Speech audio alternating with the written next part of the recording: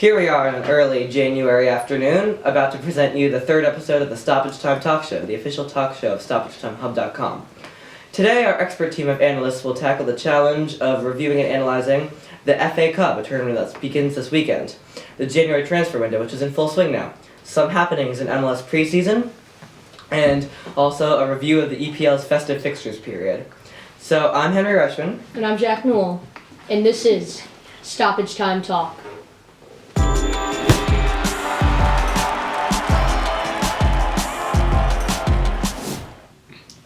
And now, before we start our first episode of 2018, I'd like to remind you to check out some of our newer articles from StoppageTimeHub.com. And now, with that, we welcome on set Oliver Reichman, a resident journalist at StoppageTimeHub.com. Oliver, thanks for being here. My pleasure. Alright, so now that we got our full set on, let's tackle the issues here. So, FA Cup is a tournament that's starting this weekend, and it's usually considered one of the most legendary tournaments in world football. It is. And for good reason, too. Many people regard it as the one tournament in which legends are made, and this installment is expected to be as legendary as the previous ones. But some teams can disregard the FA Cup as sort of a hindrance to their Premier League or UEFA Champions League duties, and it can be annoying for some teams. Why is this? Well, so the FA Cup provides a good opportunity for really lower teams to get into the Europa League, and with that, possibly a chance at Champions League.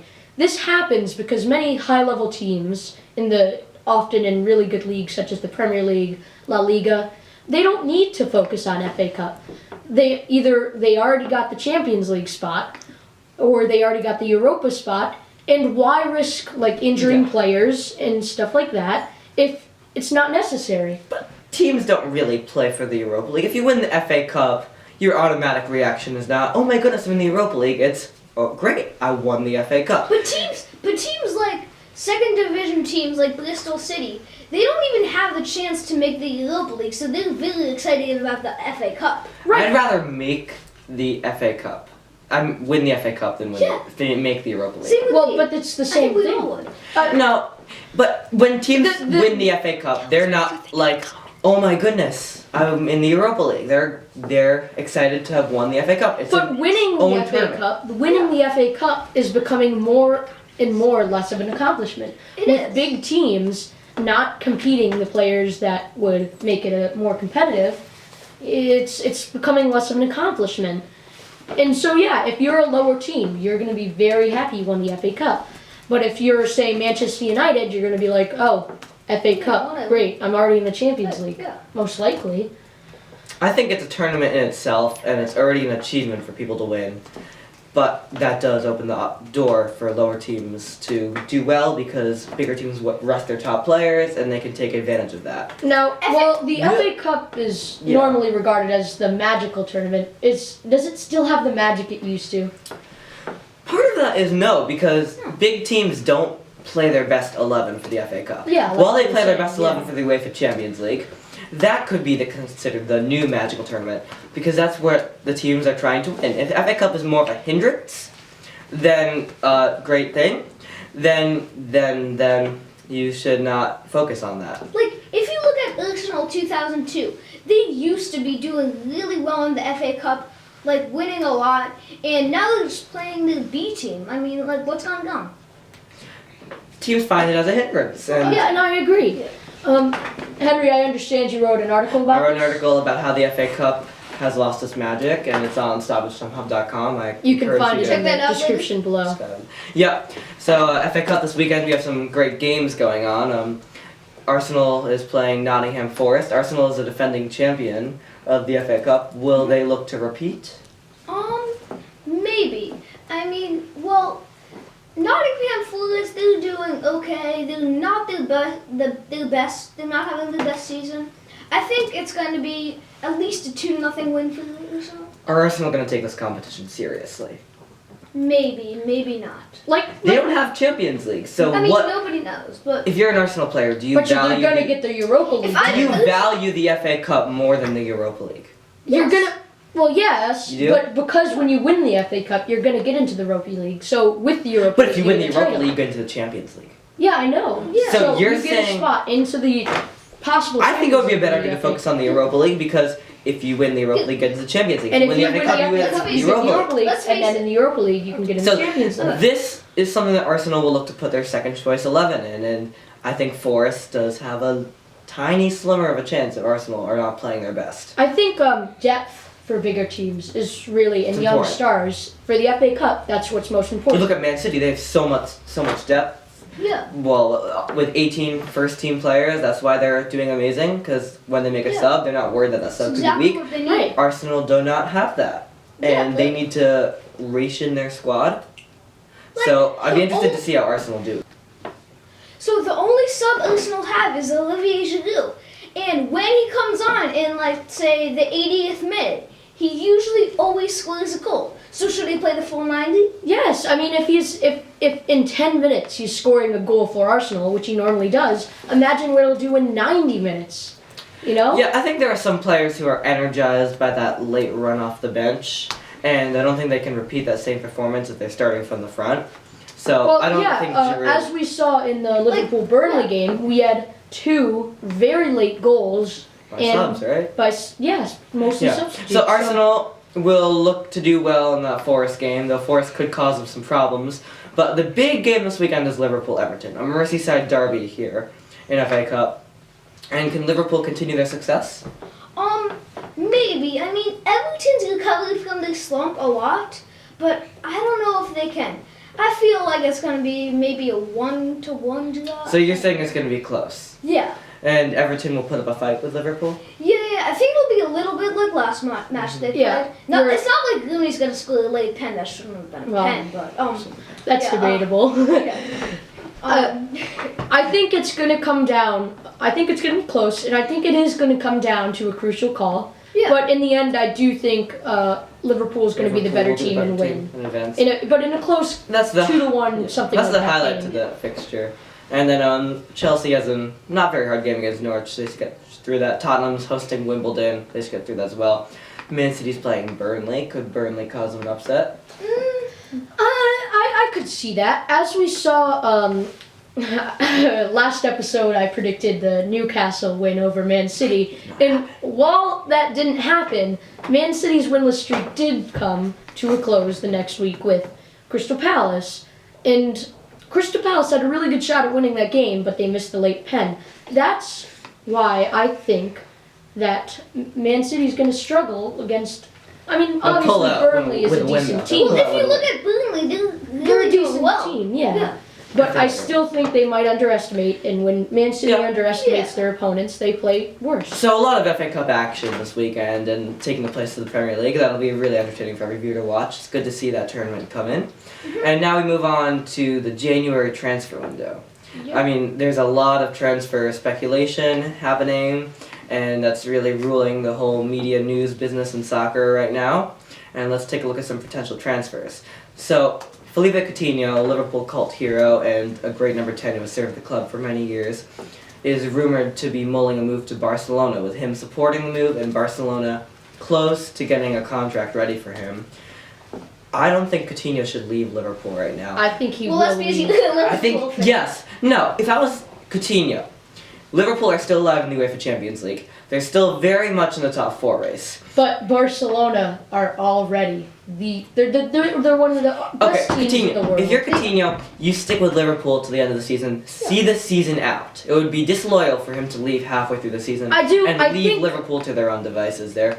I- If you want to leave in the summer, leave. It's fine. yeah, I do Yeah, think but- this is more of a summer transfer. But Liverpool fans Mhm. will definitely be angry if Coutinho leaves them in the dust right now. Yes, because Liverpool need help, and Coutinho has that help. They're still very much in a race, and Coutinho for Barcelona, in the end, will definitely happen. But I But it don't. will happen. Yeah. Now, with Liverpool being very active so far, and most likely going to be more active later, Yeah. what's your take on the Van Dijk deal? That's a club world record for a defender, about $100 million, which is crazy Yeah. regarding the huge transfer fees that happen for a Southampton defender. But the folks at Merseyside seem to like him, and they think they will solve their defensive issues with Lovren, of course, struggling, Yeah. Clavan struggling, Yeah. and Alexander-Arnold, not exactly still. Arnold's doing well, but he's a right Yeah. back, and they need a new center back, and Van Dijk is the guy that will protect the Liverpool back line. And he's not a defender you want to face if you're an opposing team. No, Well, Lovren has been considered weak this season, so it's good business. Good business. I agree, and from the Southampton side, now they have like 100 million burning a hole in their I've pocket. heard that they might be wanting to buy Theo Walcott from Arsenal. Yeah, but the thing is, with teams knowing they have so much new money, their prices are going to be driven up because they know that they can pay whatever they want. And at this point, Southampton, well, they have a lot They of have some money. options. They have a lot of options, and if they make some good deals, I think they can be a high mid-table team next year. Europa League, maybe, yeah. So, it seems like a win-win for Liverpool and Southampton. Would you agree? And I would agree, yes. it's a good deal, This good is what business by both Southampton clubs. have to do. They lost Van Dijk.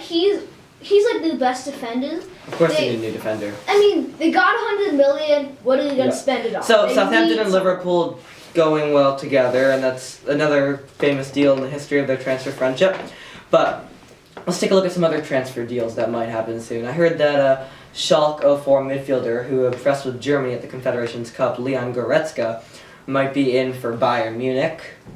And Bayern now has a strategy of snapping up all the best players from the other Bundesliga clubs. This is very good business from Bayern. If you're Goretzka, do you go to Bayern, Jack? Well, yes, because Bayern is a really good team. Schalke 04 is mid-table, but if I'm Goretzka, I want to win the league. I want to do well like Bayern Munich. Bayern's business is very good in the Yes. transfer window, but some would argue that they're ruining the Bundesliga by taking all the best players. I don't know about that. In a way, I think they're improving it. So, Honestly, I think this Bayern clearing out of the Bundesliga, I think it's good for the league because as an American, really the only reason I'm going to be watching Bundesliga is to watch Bayern Munich. I mean, I think they're an exciting team, and that's, I guess, Yeah. but I really think they're an exciting team. in getting Goretzka, which the deal is imminent, that's great business from Bayern for them, and a lot of interesting highlights of January transfer window. Keep an eye out for Coutinho. That deal should be completed. We'll see how it affects both clubs. And we'll have live updates of some of these transfer rumors on Yeah. our site. So now we move on to the topic of MLS. Now it's off-season MLS after Toronto FC's amazing MLS Cup win, and in off-season it is just as bit entertaining as regular season. But the biggest move so As far, entertaining as MLS can biggest be. move so far- very entertaining. The biggest move so far in the MLS transfer window is the New York Red Bulls have traded star player, playmaker, and captain Sasha Kljestan to Orlando City. This move comes as a huge surprise for many because if you remember, the winter of 2017, Red Bulls traded away their captain to Chicago. Now for the second straight year, they're trading away their captain, which is Kljestan. They need to keep a captain. But they have interesting points of view on this. While Kljestan is very important to this team, they said that they follow a European model in which you sell the player right when they hit their declining point. You sell the player right at their peak and they're about to decline.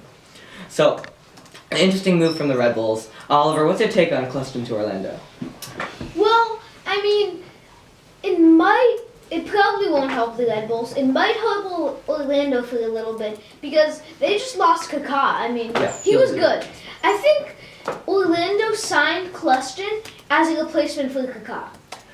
That's definitely true, and we don't know how Red Bulls will replace. We saw Red Bulls form declined rapidly after the leadership of McCarty was Yeah. gone. Now it could go away with Kljestan. Who will So- be captain? That's my question. It's going to be a tough I mean, season for the Red Bulls. Seems like being captain now in Red Bulls means that Not an next insecure season, job. It's not an next insecure season, job. you're out. Yeah. So, Red Bull's in shaky position. They always do some controversial transfer dealings, but hopefully it'll work out all right, as I'm a Red Bulls fan. But, Yeah. so the biggest story, the biggest headline this offseason is that MLS will include their 23rd club into the league, Los Angeles FC. Designed to compete with LAFC, Los Angeles have taken an exciting approach to becoming an MLS club. But as LA Galaxy or any rival, how does it feel when a new club moves into your city and now you have to deal with a rivalry, Jack? Well, it as a club, it normally actually bolsters up a lot of the interest. And when you see LAFC play LA Galaxy, that's going to be a huge match. And if LAFC does contend and is a good team, such as Atlanta United, it's going to be, I think, very exciting. It's exciting times for California soccer. I learned an article about LAFC. It was mostly just about Carlos Vela. But I think that LAFC will be a very good team, close to how Atlanta United did last year, and make playoffs and come close to maybe even making the quarterfinals. Well, yeah, they've signed Carlos Vela, Mexican winger, Benny Feliper, American midfielder who played for the national team. LAFC are teams to look out for. A lot of their games are on national TV. The nation will be watching them as the newest installment to MLS in La La Land there. So MLS, a lot of interesting stuff happening there in MLS, and keep an eye out for the regular season starting March schedule just released. And so cool stuff in MLS soccer. now we turn to probably the bigger league in English Premier League. English Premier League, yes. Okay. So the Premier League just concluded the festive fixtures routine, and do you think it was a success, Jack? Something that they should continue doing? I think, as a viewer, it was extremely exciting. It was so fun to come home from school or, come home from the cold winter air and watch a very exciting soccer matches. Every day. However, I think you doing these festive fixtures really sacrifices some of the players, and many have gotten injuries. Coach Pep Guardiola of Man City has said it's killing his players. What's your take on that, Henry? Well, De Bruyne is out for Man City, who almost lost against Crystal Palace thanks to a last-minute pen. But De Bruyne is out. Gabriel Jesus is out. When Tottenham played West Ham last night, it looked like two teams who had played their fourth game in 2 weeks, and that was very much the case. So, festive fixtures is an interesting experiment. I would like to see it continued another year, but there are some sacrifices. Listen, it's exciting for the fans. It's not exciting for the players. Yeah. And especially not exciting for the coaches. Well, West Brom, you saw against their match against West Ham, it was honestly when West Ham scored with the late winner from Andy Carroll in his triumphant return, which I wrote an article about. You can check it out in the description. West Brom looked very fatigued at the end, a point their coach raised, and it was found out that they asked English Premier League to postpone the match so their players could recuperate and not have sustainability of injury. The Premier League tends to have media first, players' welfare second, and fans first. I was sort of disappointed to see the Premier League not contributing to the overall well-being of the players. But, it's an entertaining and interesting experiment, and I would like to see it continue another year. Well, going back to West Ham. They're in the relegation picture? Yes, they've had some very exciting matches, obviously, with their draw against Spurs, in which there were 2 amazing goals, which you can see in the description. Yep. I think West Ham is really on the plus side with David Moyes coming in, and he's been doing well. He benched Joe Hart in favor of Adrian, and also the play of Andy Carroll, who just came back. I think it could be looking up for West Ham, and they may be coming up to mid-table. And even though they sit in 15th place, they are only 2 points out of relegation. I know, it's very close down there. Oliver, so who do you think will go down to the FL Championship? FL Championship? Who will go down from the Prem? I believe Swansea City will. They have not been to their best. Yeah, no. Who else? I was going to say Crystal Palace at the beginning of the They've season. been better. They've recuperated. They've a little bit, but maybe Bournemouth. Bournemouth, you see West Brom doing awful. Yes. West Brom. I Yo, totally what do you think forgot about West Brom, Oliver? West Brom will finish dead last in the Premier League. And why is this? Do they not have a good manager in Alan Pardew? No, they don't. I mean, they needed to keep Tony Pulis. I think Yeah. Stoke as well will be relegated, and I think it's partly due to their Many manager. people couldn't see Stoke City not being in the Premier League. They're so accustomed to that. Yeah, they're almost when you think of the Premier League, they're one of the teams I would say you think of. So are we thinking Stoke, West Brom, and Swansea will go down? Yeah, that's what I would. I'm that's what I would thinking say. Bournemouth, West Brom, and Swansea. I think don't know about if Stoke, that. West Brom, and Swansea go down, and 3 new teams from the Championship come up, that'll be very interesting because those 3 teams going down, teams you'd expect to be in the Premier League. So that's going to be interesting. But let's take a look at the other side of the table. The top 4 race is heating up for the last spot in the UEFA Champions League. Competing for this top 4 spot is Liverpool, who have the lead, Arsenal, Tottenham, and Burnley are all but out of it. What do you think? I do think Burnley will not get in it, but I still think they're Do you challenging. think they're not dead yet? I don't think they're dead yet. I think Tottenham They're will have a 10 spot. points off about.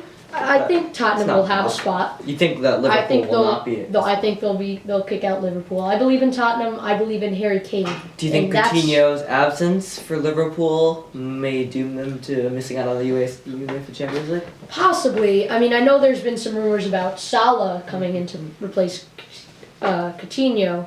Sanchez.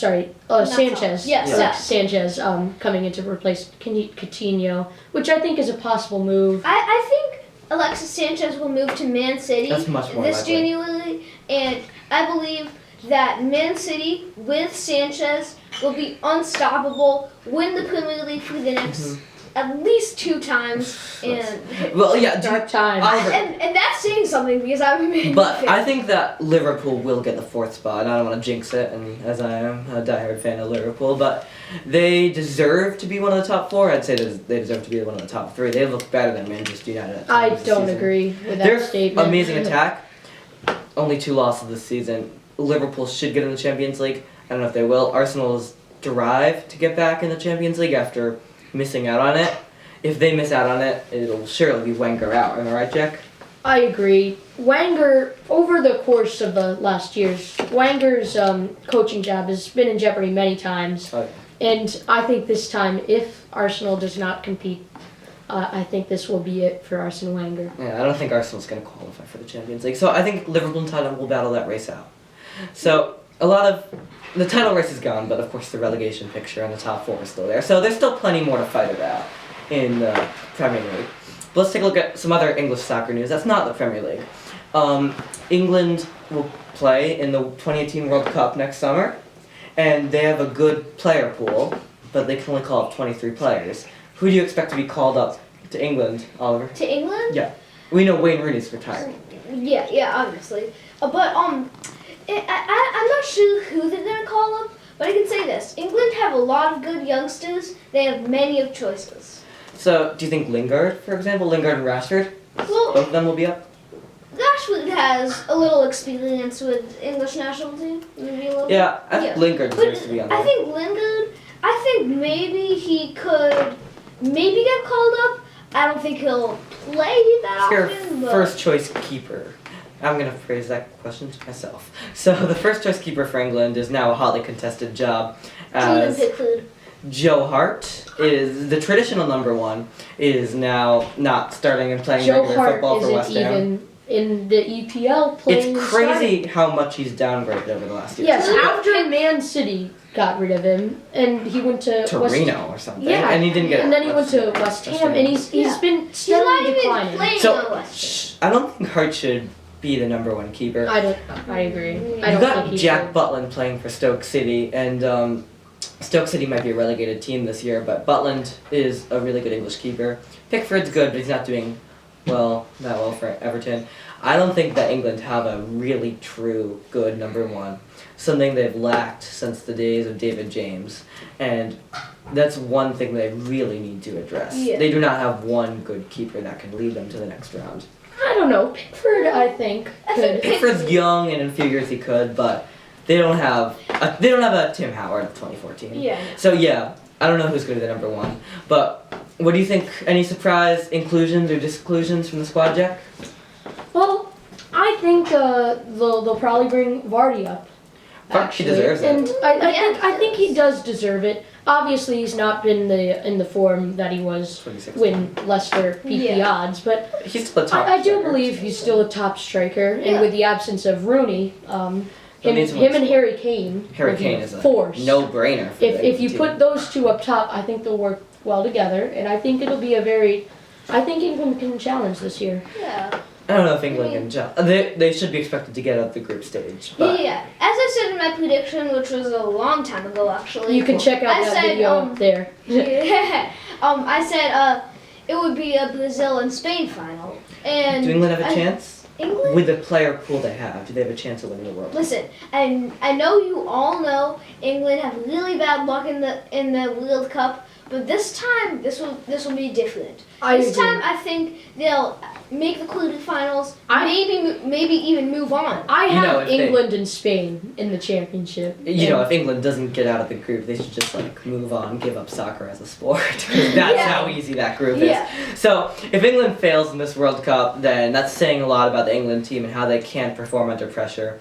But they have a talented player pool who is all doing well for club. I think Lingard should be on that squad.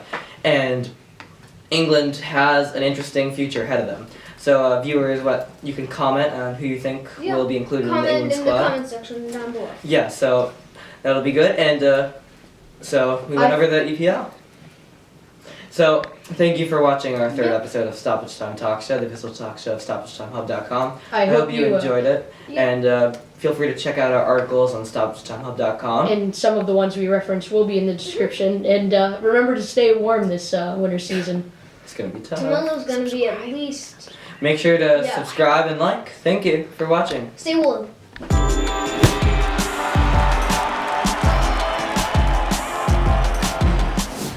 I hope you liked our video, and I hope you stay warm.